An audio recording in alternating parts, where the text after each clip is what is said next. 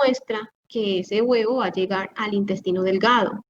Y en el intestino delgado ese huevo se rompe, eclosiona y sale una larva.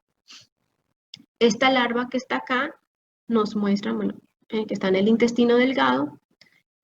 Luego hay una diferenciación, bueno, aquí no de pronto no alcanzan a ver bien, pero va a haber una diferenciación sexual, va a haber macho y hembra.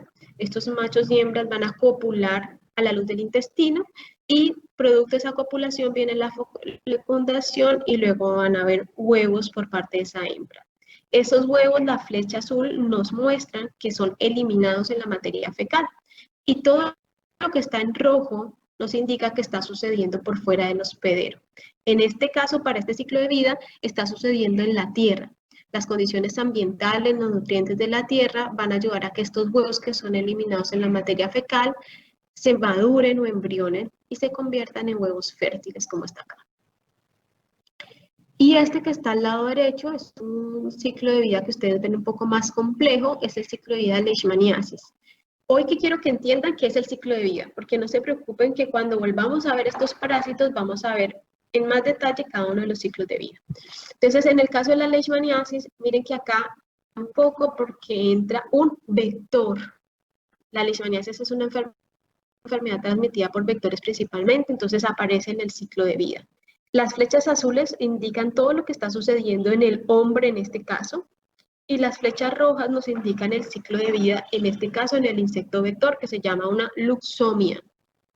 Entonces la luxomia pica al hombre, cuando pica libera las glándulas salivares el parásito, ese parásito va a quedar en la dermis, también va a viajar un poco por sangre, finalmente va a ser capturada o ella también va a buscar invadir macrófagos, ahí se va a transformar a otra forma del parásito que se llaman amastigotes. Esos amastigotes son esos punticos que ustedes ven ahí, se van a multiplicar por fisión binaria.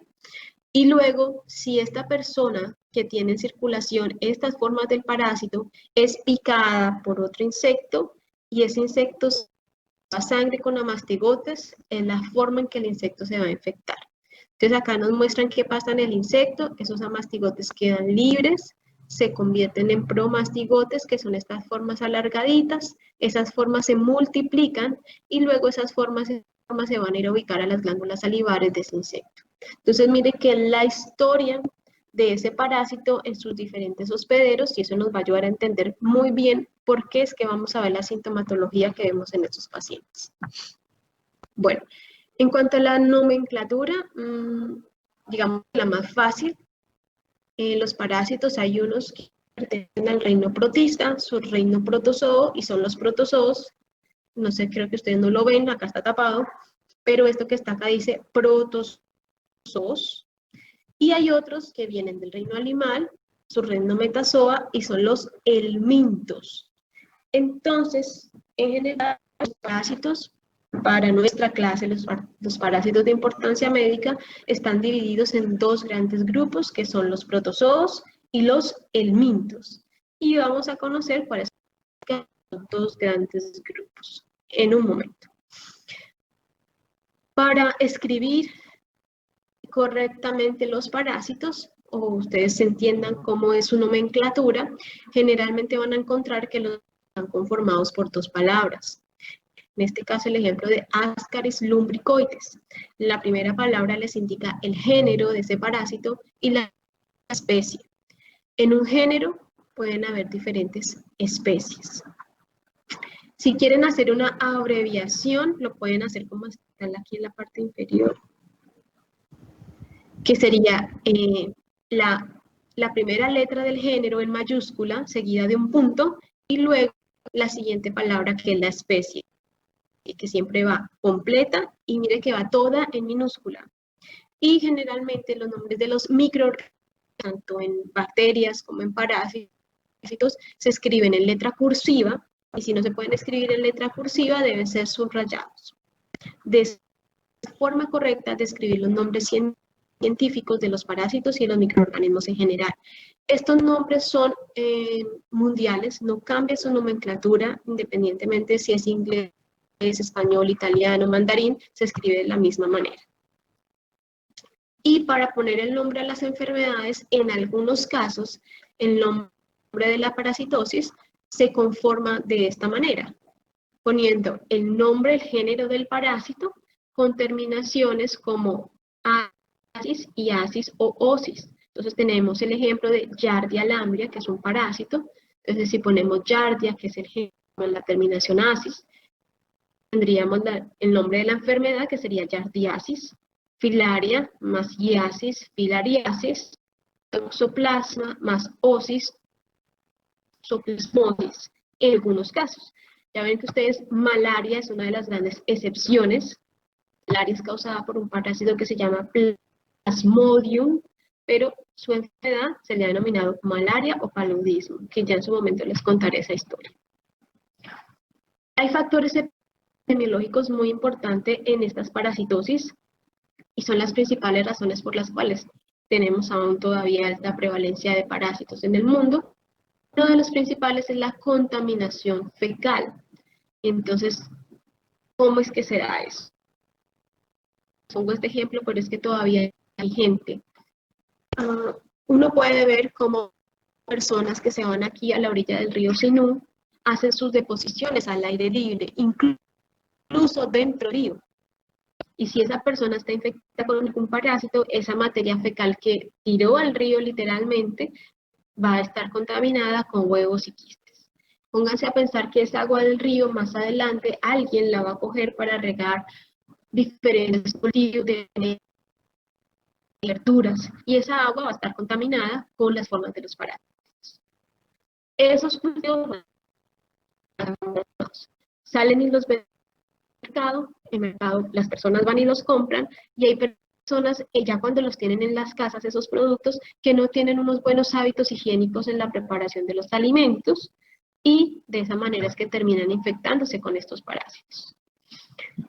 Otra manera es que las personas que están infectadas cuando hacen sus deposiciones tienen buenos hábitos higiénicos en la manera de asearse, entonces puede favorecer su autoinfección o infectar a otros miembros de su familia que estén cercanos a él por esos malos hábitos higiénicos.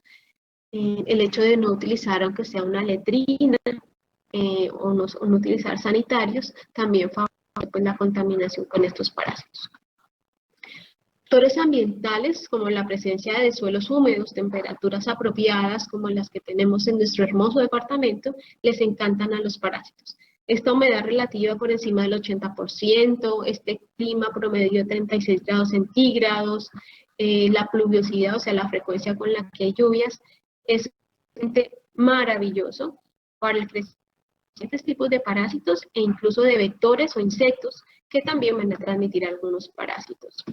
Las condiciones deficientes en construcción de las viviendas, aunque ustedes no los crean todavía en pleno siglo XXI, 2020, vamos a las zonas rurales y vemos personas que tienen sus casas hechos de palma, paredes de madera, pisos de tierra. Esos son factores que favorecen extremadamente el desarrollo de este tipo de parasitosis. La aceptable, la acumulación de basuras o ciertos cultivos que van a ser los ambientes ideales o los nichos adecuados para el crecimiento y multiplicación de vectores que transmiten otros microorganismos, no solamente parásitos.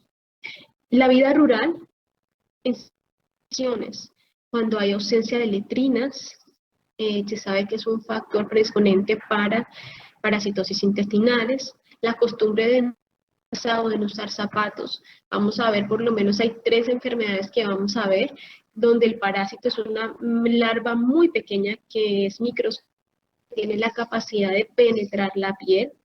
El tener el contacto con aguas estancadas también puede favorecer la entrada de estos parásitos. Costumbres alimenticias, como comer alimentos crudos. Vamos a ver, una de las famosas que vamos a ver son las famosas tenias o solitarias, que son parásitos que inicialmente los encontramos en cerdos o vacas y que si las personas consumen carne cruda de cerdo o vaca que está infectada, puede adquirir la infección. Y las migraciones humanas, ese movimiento de personas de una zona no endémica a zonas endémicas incluso dentro del mismo departamento, dentro del mismo país, pero hacia otros países, ha favorecido que se diseminen más fácilmente las enfermedades. Uno de los casos importantes para ponerles la enfermedad de Chagas era una enfermedad hace algunos años que estaba netamente en zonas tropicales y subtropicales, y de un momento a otro empezaron a aparecer casos en Australia, España, Japón, en diferentes países de Europa, y una de las principales razones fue personas o migrantes de Latinoamérica que se iban a radicar a esos países y ya iban infectados pues sin ellos saberlos. Y allá, por diferentes formas de transmisión, como transfusiones sanguíneas, se empezaron a infectar personas oriundas de esos países. Bueno, hasta aquí. Quiero escuchar por lo menos a ver si todavía están ahí conmigo, si han entendido, si hay alguna pregunta. Todo claro. Sí, doctora. Todo claro. Todo bien hasta ahora. Ok. Entonces, les decía la nomenclatura, pero hay que como reemplazar, repasar. ¿En qué punto es que no te escuché bien? La nomenclatura de los parásitos.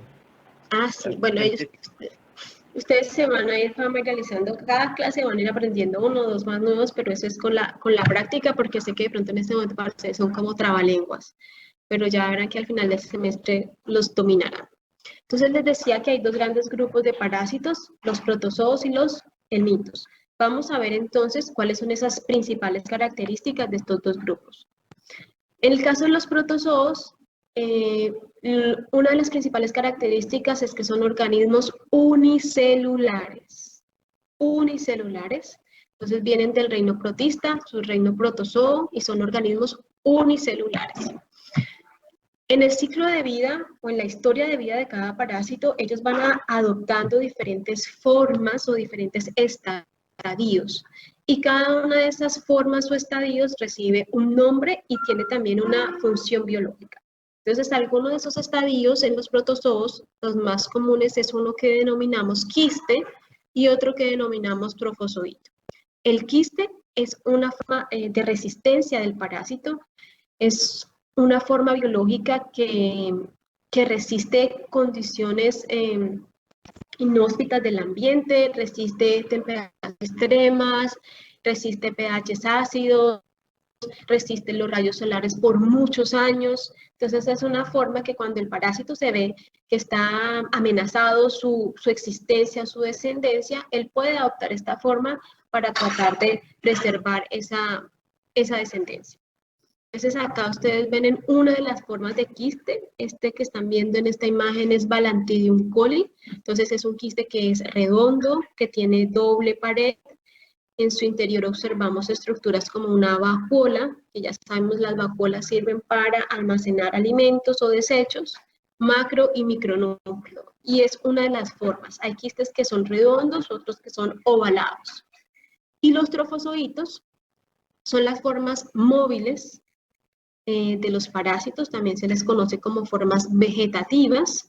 Importante que estas formas no son tan resistentes, son lábiles y también son las formas que generalmente son las responsables de las manifestaciones clínicas que vemos en nuestros pacientes.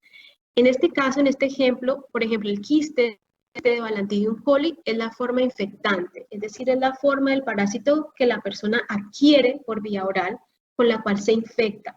Pero la forma del parásito que resulta causando la sintomatología es el trofozoito. ¿Qué pasa si una persona ingiere un trofozoito? Los ácidos estomacales lo matan. Son muy lábiles, muy fáciles de destruir esos trofozoitos. Yo ya más adelante les explicaré mejor cómo es que pasamos de un quiste a un trofozoito. Los protozoos, aunque son unicelulares, pues son seres vivos que tienen diferentes procesos de alimentación, metabolismo e incluso respiración. Entonces, los mecanismos para alimentarse son mecanismos que sé que ustedes ya habrán escuchado en biología. Ósmosis, que es el intercambio de sustancias, generalmente líquidos y principalmente el agua, a través de membranas. La fagocitosis, que también sé que la vieron en biología. De pronto ustedes hablaron de fagocitosis como uno de los mecanismos que tenemos en el cuerpo humano para bacterias. En este caso, la fagocitosis, los protozoos utilizan este mecanismo biológico para alimentarse, para englobar alimentos y para